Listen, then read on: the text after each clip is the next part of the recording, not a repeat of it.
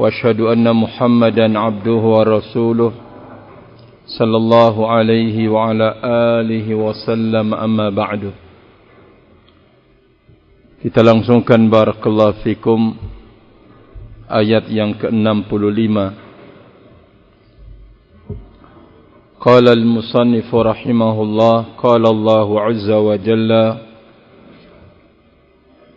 wa laqad uhiya ilayka wa ila alladhina min qablika la in asyrakta la yahbatanna 'amaluka وَلَا تَكُونَنَّ مِنَ الْخَاسِرِينَ بَلِ اللَّهَ فَاعْبُدْ وَكُنْ مِنَ الشَّاكِرِينَ وَمَا قَدَرُ اللَّهَ حَقَّ قَدْرِهِ وَالْأَرْضُ جَمِيعًا قَبْضَتُهُ يَوْمَ الْقِيَامَةِ وَالسَّمَاوَاتُ مَطْوِيَّاتٌ بِيَمِينِهِ Subhanahu wa ta'ala amma yushrikun. Allah Azza wa Jalla berfirman, dan sungguh telah diwahyukan kepada engkau wahai Muhammad sallallahu alaihi wasallam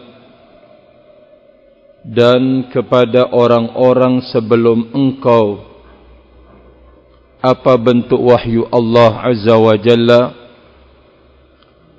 Jika engkau melakukan kesyirikan, niscaya akan benar-benar batal amalanmu dan engkau benar-benar termasuk orang yang merugi. Kepada Allah lah engkau menyembah, dan jadilah engkau termasuk orang-orang yang bersyukur. Dan mereka tidak memuliakan Allah subhanahu wa ta'ala dengan sebenar-benar pemuliaan. Bumi semuanya berada dalam genggaman Allah pada hari kiamat. Dan langit-langit dilipat dengan tangan kanannya. Maha suci Allah dan maha tinggi Allah dari apa yang mereka sekutukan. Kita lihat tafsirnya. Qala al-musannif rahimahullahu ta'ala, wa dhalika لأن الشرك بالله محبط للأعمال مفسد للأحوال. Yang demikian itu karena perbuatan kesyirikan kepada Allah akan menghapuskan amal-amal dan akan merusak al-ahwal, kondisi-kondisi. Walihadza qala, berdasarkan inilah Allah berfirman, walaqad uhiya ilaika wa ilal ladina min qablika min jami'il anbiya. Telah diwahyukan kepada engkau dan kepada orang-orang sebelummu dari seluruh para nabi, dari seluruh nabi. La in asyrakta la yahbatanna amaluka. Jika engkau benar-benar melakukan kesyirikan, wahai Rasul Allah, engkau melakukan kesyirikan, niscaya akan rusak, terhapuskan, batal amal engkau. Kata-kata amaluk hadza mufradun mudhaf. Amal isim mufrad diidhafahkan kepada harful khitab ka amaluk, maka ya'ummu kulla amalin, mencakup semua amalan yang dikerjakan di dalam Islam. Terhapuskan disebabkan karena kesyirikan kepada Allah Azza wa Jalla. fa fi nubuwati jami'il anbiya'i anna syirka muhbit li jami'il a'mal. Dalam konsep kenabian seluruh para nabi, seluruh nabi, bahwa kesyirikan itu memang membatalkan, menghapuskan semua amalan. Kama qala ta'ala fi surah Al-An'am, lamma adda kathiran min anbiya'ihi wa rusulihi qala anhum. Sebagaimana Allah berfirman di dalam surat Al-An'am, tatkala Allah Azza wa Jalla menyebutkan bilangan para nabi dan rasulnya, Allah berfirman tentang mereka, dzalika hudallahi yahdi bihi may yasha'u min ibadihi walau asyraku lahabita anhum ma kanu ya'malun. Demikianlah petunjuk Allah. Allah menunjuki dengannya siapa saja yang Dia kehendaki dari hamba-hambanya. Kalau mereka para nabi itu melakukan kesyirikan, niscaya akan batal semua apa yang mereka telah kerjakan, kata Allah Subhanahu wa ta'ala. Jadi tidak, dalam hukum Allah Subhanahu wa ta'ala tidak kemudian tebang pilih. Apa maksud tebang pilih? Barakallahu fiik.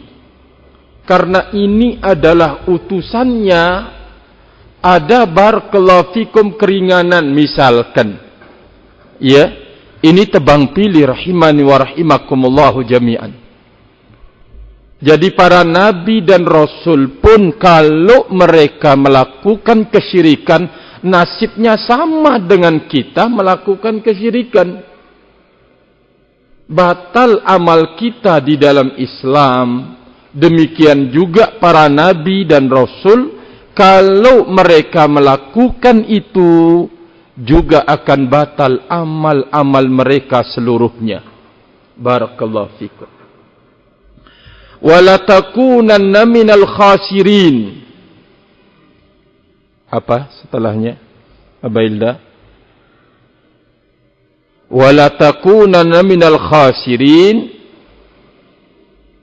Naam. Din aina.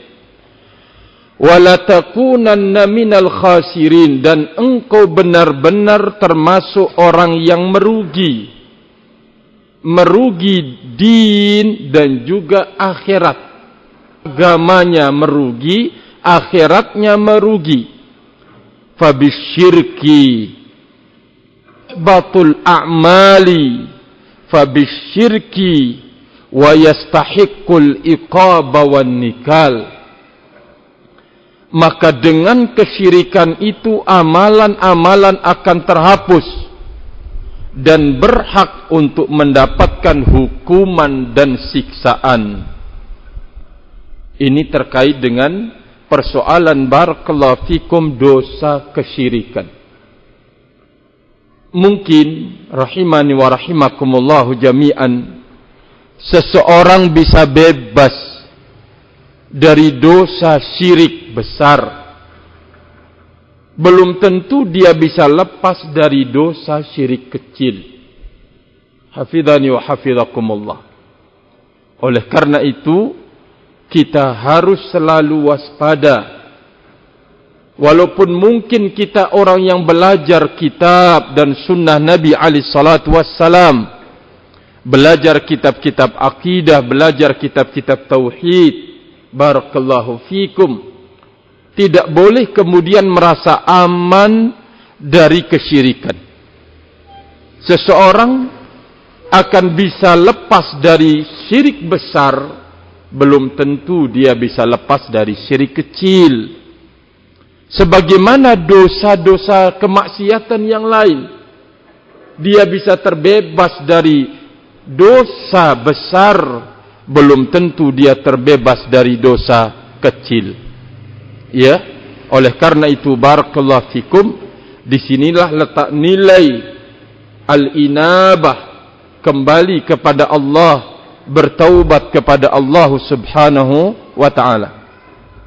Kita langsungkan barakallahu fikum.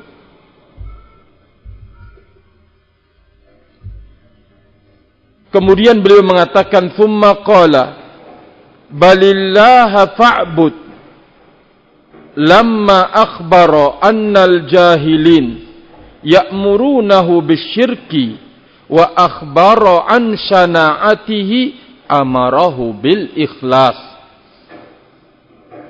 Maka kepada Allah lah engkau menyembah. Di saat Allah memberitakan bahwa orang-orang bodoh menyuruh beliau untuk melakukan kesyirikan, menyuruh Nabi kita alaihi salatu wassalam untuk melakukan kesyirikan, barakallahu fik. Kedua, Allah memberitakan tentang jelek dan jahatnya kesyirikan itu. Dan sekarang di dalam ayat ini Allah Azza wa Jal memerintahkan untuk bil ikhlasi. Faqala balillaha fa'bud, ay akhlis lahul ibadata wahdahu la syarika lahu. Ikhlaskan bagi Allah Azza wa Jalla ibadah kepadanya semata, tidak ada sekutu baginya. Wa kum minasyakirin Allah, dan jadilah engkau wahai Muhammad sallallahu alaihi wasallam termasuk orang-orang yang bersyukur kepada Allah ala taufiqillahi ta'ala, atas taufik dari Allah subhanahu wa ta'ala. Jadi barakallahu fikum, sekarang beliau ingin menyebutkan Allah al-jahiliyah, orang-orang bodoh, menyuruh Nabi kita alaihi salatu wassalam untuk beribadah, barakallahu fikum, kepada selain Allah. Ya, nah, bisa melindungi diri dari tuntutan dan permintaan orang-orang bodoh tersebut karena dijemput oleh taufik dari Allah. Ya, contoh konkret di saat kemudian diceritakan oleh para ulama hikam yang sangat-sangat besar pada diri Nabiullah Yusuf alaihi salatu wassalam. Beliau muda, belia, gagah, barakallahu fikum, segala-galanya mendorong kuat untuk terjatuh di dalam dosa dan kemaksiatan, di dalam perzinaan. Sampai Allah Azza wa bercerita wanita raja itu berupaya untuk mengundang Nabi Yusuf. Nabi Yusuf pun punya kemauan kepadanya, punya barakallahu fikum kemauan untuk melakukan itu, rahimani wa rahimakumullah. Maka taufiklah datang menjemput Nabiullah Yusuf alaihissalatu wassalam.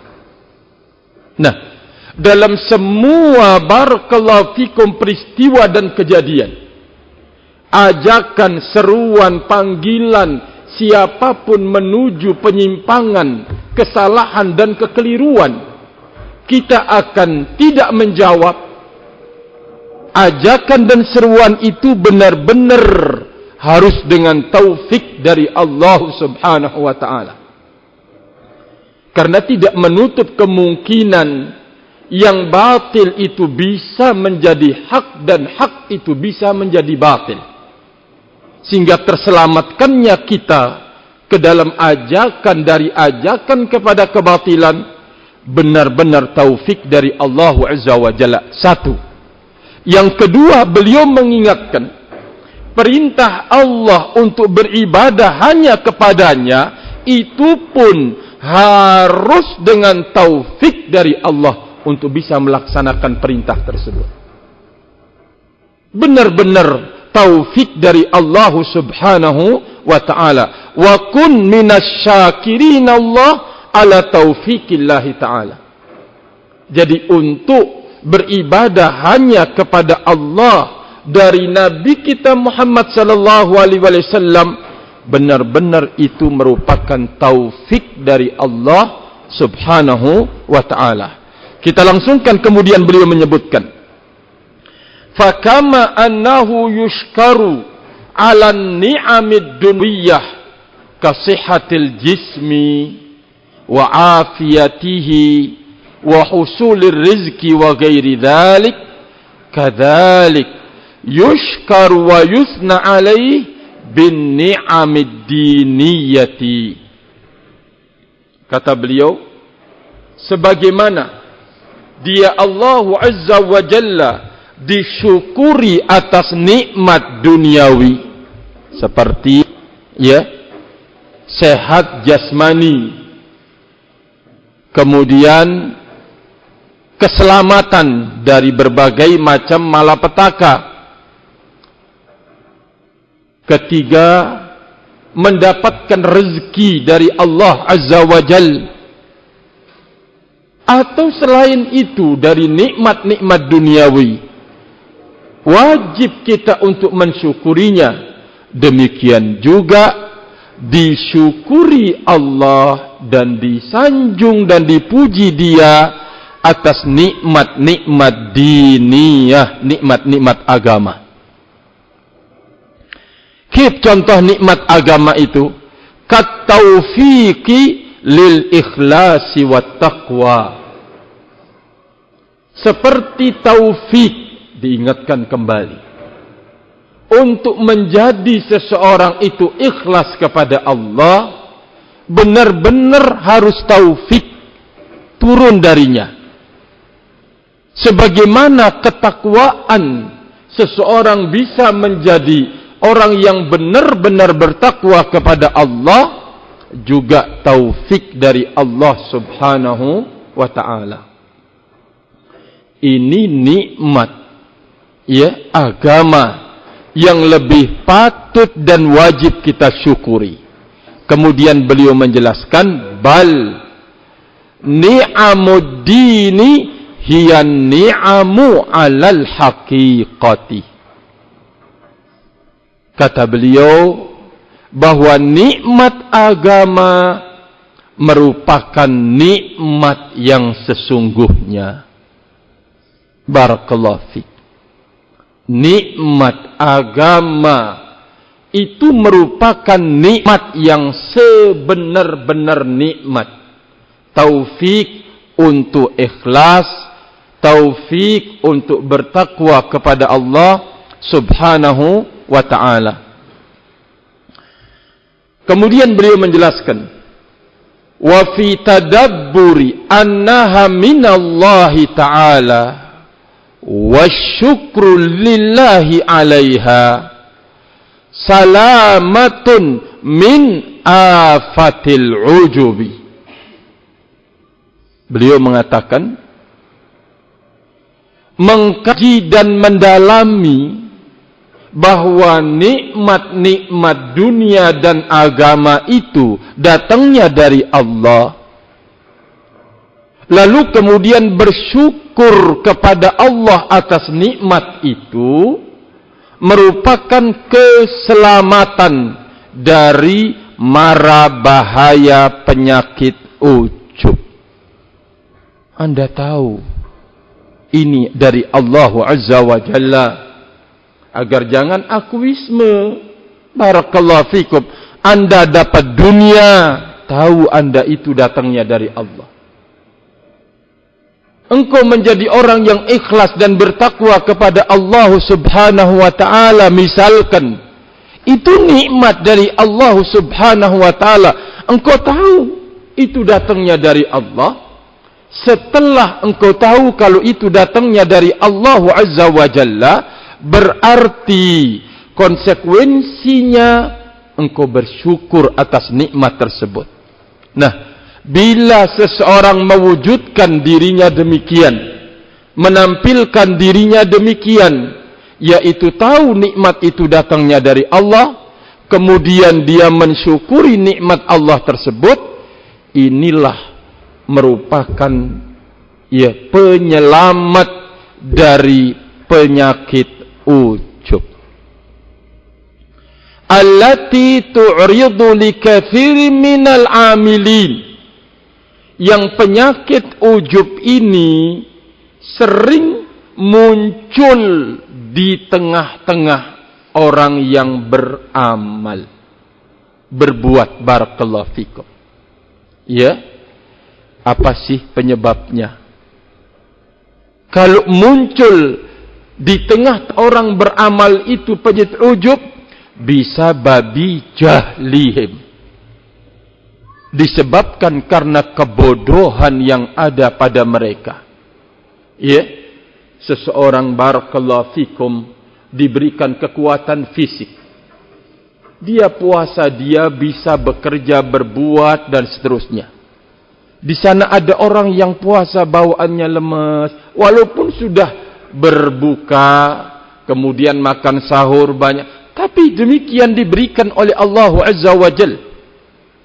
Sehingga yang kuat ini dia manfaatkan untuk kemudian qiraatul Quran, ya, melaksanakan amalan-amalan, sesuatu yang berguna buat dunia dan akhiratnya. Ingat, itu nikmat datang dari Allah. Barakallahu fiik. Ya, nikmat dari Allah yang patut dan harus disyukuri. Kalau seseorang sudah menyadari dan mengerti hal itu, barakallahu fiik, maka dia akan bebas dan selamat dari penyakit ujub. Ada orang yang bila menghafal Al-Quran, ya, atau hadits Nabi sallallahu alaihi wasallam, cepat masuk. Ada yang barakallahu fikum diberikan waktu untuk mengulang-ulangi sehingga dia kuat barakallahu fikum di dalam menghafal. Ada orang yang cepat masuk, cepat hilang. Ya, barakallahu fikum. Nah, semuanya ini merupakan nikmat dari Allah Subhanahu wa taala yang harus disyukuri. Karena kalau kita tidak menyadari nikmat dari Allah dan tidak membuahkan syukur, penyakit ujub yang akan datang barakallahu fikum. Wa illa, kata beliau, falau arafal abdu haqiqatal hal, kalau seseorang itu mengerti hakikat dari semua kondisi, haqiqatal hal, barakallahu fik, lam ya'jab bi ni'matin tastahiqu alaihi ziyadatus syukur. Kalau manusia itu atau hamba menyadari hakikat semua kondisi yang ada padanya, tidak akan pernah ujub dengan sebuah nikmat yang berkonsekuensi menambah syukurnya kepada Allah. Dia tidak akan pernah ujub barakallahu fikum. Ya, terkadang ini yang berat, rahimani wa rahimakumullahu jami'an. Apalagi kalau amalan itu bersinggungan dengan orang lain. Jadi ustaz, jadi da'i ilallah, barakallahu fikum, ya, bersedekah, ada kaitannya dengan orang lain, maka ini akan lebih besar lagi peluang untuk gugur banyak hal yang harus dia miliki ketika beramal, dan akan hingga padanya beragam penyakit yang merusak amal. Contohnya ujub tadi, riya, barakallahu fikum, muncul sum'ah, rahimani wa rahimakumullahu jami'an. Maka oleh karena itu, ya, sebuah pemberitahuan bagi kita, ilmu yang sangat-sangat dalam, hafidhani wa hafidhakumullahu jami'an, untuk kita selalu melakukan koreksi terhadap diri kita sendiri. Ya, ketika muncul ujub dilawan. Jangan sampai kemudian barakallahu fikum dibiarkan bercokol. Ya, nas'alullah salamatal afiyah. Jadi sekali lagi beliau mengatakan, kalau seorang hamba itu benar-benar mengerti kondisi dia tidak pernah akan ujub terhadap sebuah nikmat yang Allah berikan, yang menuntut dia untuk banyak berterima kasih. Barakallahu fikum. Sekarang kalau Syekhuna Muqbil rahimahullahu ta'ala selalu mengingatkan kita, barakallahu fikum, dengan apa kita ini pantas untuk kemudian ujub, sombong, barakallahu fikum, lupa kepada Allah. Beliau sebutkan ilmu adalah pemberian Allah. Anda tidak akan pantas sombong dengan ilmunya. Anda mau sombong dengan harta benda, kata beliau, wal mal minallah, harta benda datang dari Allah. Anda mau sombong dengan al-jamal, kegagahan, kegantengan, al-jamalu minallah. Kegagahan dan kegantengan itu datangnya dari Allah subhanahu wa ta'ala. Sungguh tidak ada peluang untuk kita boleh ujub sebagai manusia, apalagi kalau sampai angkuh dan sombong. Barakallahu fikum. Kemudian beliau mengatakan, yaqulu ta'ala wa ma qadara haula al-musyrikun rabbahum haqqa qadri. Allah berfirman, mereka orang-orang musyrik itu tidak mengagungkan Rabbka dengan sebenar-benar pengagungan. Wala azzamu haqqa ta'zimihi. Mereka tidak memuliakan Allah dengan sebenar-benar pemuliaan. Bal fa'alu ma yunaqidu dhalik. Bahkan mereka melakukan lawanan dari itu. Min isyrakihim bihi man huwa naqisun fi awsafihi wa af'alihi. Bentuk pelecehan, perendahan, penghinaan mereka kepada Allah, mereka tidak memuliakan sedikit pun Allah Azza wa Jalla, yaitu dengan kesyirikan yang ada pada mereka. Mereka sekutukan Allah dengan manusia yang kurang dari semua sisi, pada sifatnya kurang, ya. Pada af'alihi, perbuatannya juga demikian. Seseorang dikatakan lembut, suatu saat Anda melihat dia garangnya nemen. Ya, itu sifatnya manusia penuh dengan kekurangan. Suatu ketika Anda melihat dia bertawadu, merendah diri, tetapi Anda lihat dia orangnya sulit untuk kemudian mau menerima kebenaran. Barakallahu fikum, sombong. Rahimani wa rahimakumullahu jami'an. Ya. Jadi ini sifatnya manusia. Sehingga bolehlah engkau memuji seseorang, tapi ingat, Anda jangan lupa, ya, Masya Allah, tabarakallah. Kenapa barakallahu fikum? Karena di saat memuji itu akan banyak hal terjadi. Pertama, orang yang punya jiwa hasad akan memanfaatkan pujian itu, mengirim ketidaksukaannya, sehingga orang yang dipuji kemarin sehat, sekarang sakit, sakitnya parah lagi. Barakallahu fikum. Panasnya parah sekali. Ya. Makanya ketika memuji, barakallahu fikum, Syekhuna Muqbil rahimahullah selalu mengkul Masya Allah, tabarakallah. Ya. Karena takut akan kena oleh penyakit mata jahat. Barakallahu fikum. Beliau ucapkan di tengah para penuntut ilmu semuanya. Barakallahu fikum.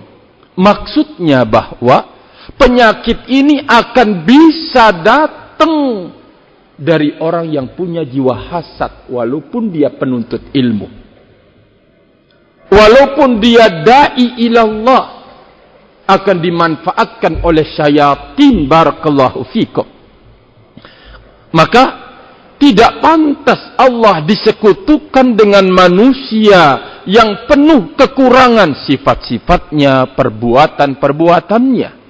Ya, sekarang kuat bekerja sebentar, lewat 5 menit mulai sudah, ya, kehausan, minum, menunjukkan lemah manusia itu. Tambah 10 menit sudah mulai ngomong, ya, lelah. 15 menit sampai kemudian setengah jam mulai keluar kata-kata yang tidak enak. Barakallahu fikum. Terkadang dia lampiaskan lewat siul-siul, lewat nyanyi, lewat apa, menunjukkan bahwa perbuatan manusia itu serba kekurangan. Kata beliau menjelaskan, fa'awsafuhu naqisatun min kulli wajhin. Di luar mainnya. Sifat-sifat manusia itu penuh kekurangan dari semua sisi. Wa af'aluhu, demikian juga perbuatan-perbuatannya. Laisa indahu naf'un wala dhur.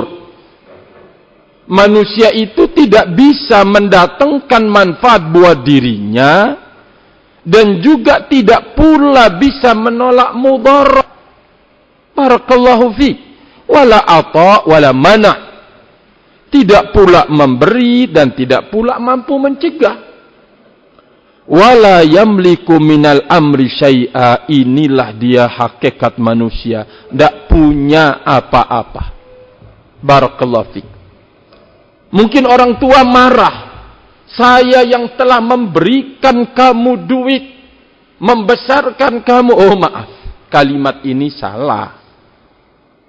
Ya, jangan keluar dari seorang sunni salafi. Barakallahu fiik. Kalaupun Anda bisa memberi kepada istri dan anak, Anda itu adalah sebagai jembatan saja untuk menyampaikan rezekinya Allah kepada mereka. Barakallahu fiik. Jangan, rahimani wa rahimakumullahu jami'an, seolah-olah kalau Anda wahai ab, wahai tidak ada anakmu mati kelaparan. Oh enggak. Akan Allah berikan dia rezeki dari arah yang lain. Walaupun mungkin yang meninggal itu baru saja melahirkan anaknya, belum bisa bekerja, belum bisa apa-apa, Allah akan salurkan rezekinya lewat jalur yang lain. Ternyata, ya, bisa beli susu untuk menambelnya, atau ada wanita yang siap untuk kemudian menyusukan dia. Barakallahu fiik. Semuanya itu Allah yang berbuat. Manusia ini tidak punya apa-apa. Sehingga mau menghitung jasa itu dari sisi mana? Mengungkit-ungkit jasa engkau, barakallahu fikum, dari sisi mana pembolehannya dalam agama? Tidak ada. Walaupun engkau telah mengajarkan dia sampai menjadi alim, ulama misalkan, maka tetap Anda tidak boleh mengungkit-ungkit jasa Anda kepada dia. Rahimani wa rahimakumullahu jami'an. Maka oleh karena itu, barakallahu fikum, dari sisi sifat manusia ini serba kurang. Dari sisi perbuatannya serba kekurangan. Sehingga kepada Allah Azza wa Jalla kita mengembalikan urusan siapapun. Urusan diri kita, urusan istri dan anak kita, urusan orang-orang yang belajar di majlis ilmu ini, barakallahu fiik, diserahkan urusan mereka kepada Allah Azza wa Jalla. Ini yang menenangkan, menenteramkan hidup. Barakallahu fiik. Ya. Walaupun mungkin kita berbuat rasanya capek, rasanya lelah. Oh, ingat. Anda lelah, Anda capek, itu adalah ibadah buat engkau. Tetapi jangan sekali-kali engkau akuisme karena engkau. Jangan. Barakallahu fiik.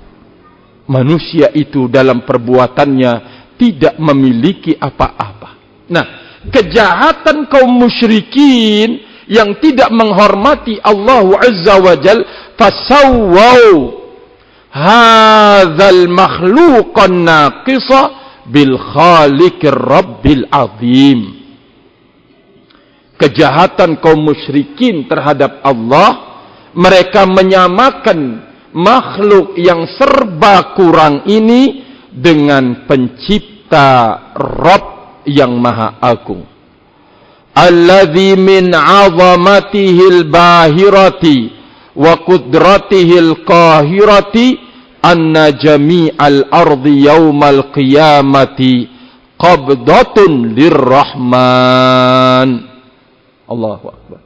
Wa anna as-samawati ala si'atiha wa 'azamatiha matwiyatum biyaminihi. Kata beliau, barakallahu fikum, yang bentuk keagungan Allah yang terang, kekuatan Allah yang berkuasa qahirah, yang menguasai, bahwa semua langit yang 7 lapis kelak pada hari kiamat Allah atau berada dalam genggaman Ar-Rahman, dalam genggaman Allah Subhanahu wa ta'ala. Demikian langit yang dengan luasnya dan besarnya langit terlipat di tangan kanannya Allah Azza wa Jalla. Allahu Akbar. Barakallahu fikum. Falam yu'azzimhu haqqa ta'zimihi man sawwa bihi ghairahu. Tidaklah mengagungkan Allah dengan sebenar-benar pengagungan orang yang menyamakan Allah dengan selainnya. Wahal azlamu mimman fa'ala dzalik. Apakah ada yang lebih zalim lagi dari orang yang melakukan demikian? Subhanahu wa ta'ala amma yushrikun. Tanazzaha wa ta'azama an syirkihim bih. Maha suci Allah, maha agung Allah dari apa yang mereka telah sekutukan dengannya. Barakallahu fiik. Jadi ini rahimani wa rahimakumullah jami'an terkait dengan apa yang disebutkan oleh Allah, bahwa mereka benar-benar tidak mengagungkan Allah dengan sebenar-benar pengagungan. Maka siapapun yang ada pada dirinya jiwa kesyirikan, maka telah disebutkan oleh Syekhul Islam Ibnul Qayyim rahimahullah, hadmun rububiyah, sebagai bentuk penghancuran terhadap rububiyah Allah Azza wa Jal, wa tanaqqusun bil uluhiyah, dan termasuk pengikisan, pelecehan terhadap hak uluhiyah Allah Azza wa Jalla, wa su'udzan bi rabbil alamin, berburuk sangka kepada Allah Azza wa Jalla. Sekian banyak kejahatan terkait dengan hak-hak Allah Subhanahu wa ta'ala.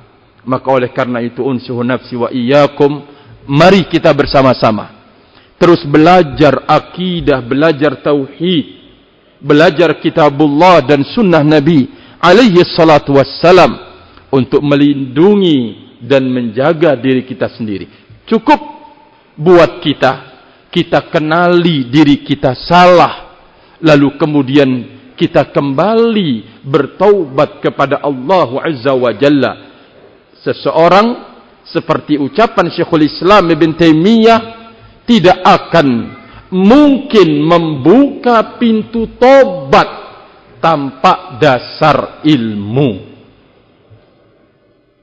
Apa iya? Iya. Syarat orang bisa bertaubat itu karena dia berilmu. Kalau dirinya itu salah. Tapi kalau menganggap dirinya salah tapi benar, tidak akan pernah membuka pintu taubat. Barakallahu fikum. Disinilah letaknya kejahatan kebid'ahan itu. Sulit orang untuk bertaubat darinya. Kenapa? Karena dia menganggap kalau dia itu berada di atas petunjuk. Bedakan orang yang tahu dirinya ini mencuri, menipu, dia tahu ini haram, maka itu sebagai pembuka dia untuk bertaubat kepada Allah Azza wa Jalla. Maka salah satu praktek hidup ketika Anda melihat orang kok susah baginya untuk kemudian bertaubat, karena dia tidak punya ilmu tentang kesalahan yang ada pada dirinya. Kalau dia punya ilmu tentang kesalahan yang ada pada dirinya, maka dia akan cepat bertaubat kepada Allah Azza wa Jalla.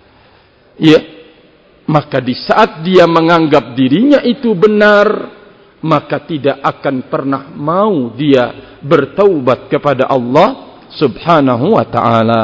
Wallahu ta'ala alam bis-shawab. Wallahu ta'ala alam bis-shawab. Tafaddalu barakallahu fikum. Subhanakallahumma